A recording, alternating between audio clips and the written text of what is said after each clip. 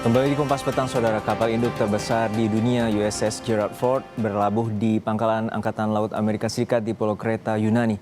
Penempatan ini sebagai bagian dari penambahan pasukan Amerika di Timur Tengah.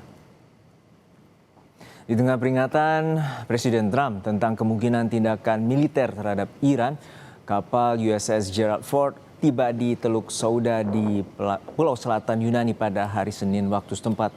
Ketegangan regional kembali meningkat di Timur Tengah. Hal ini dipicu program nuklir Iran.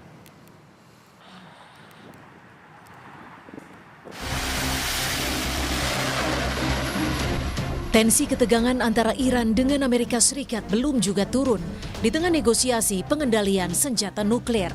Amerika kembali menempatkan jet-jet tempurnya di Israel.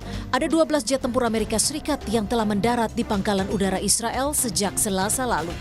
Dalam pidato terakhirnya, Presiden Amerika Serikat Donald Trump menuding Iran sedang mengembangkan rudal yang bisa menjangkau wilayah Amerika Serikat.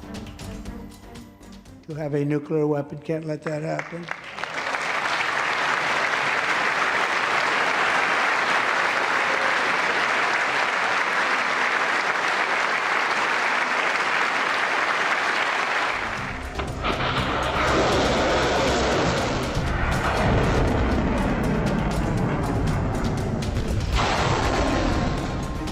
Iran tak tinggal diam.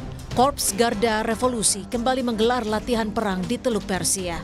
Latihan ini melibatkan drone, kapal, kendaraan amfibi, rudal darat ke laut, roket, serta artileri.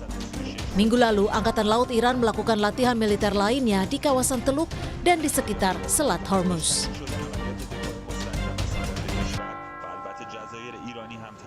Beralih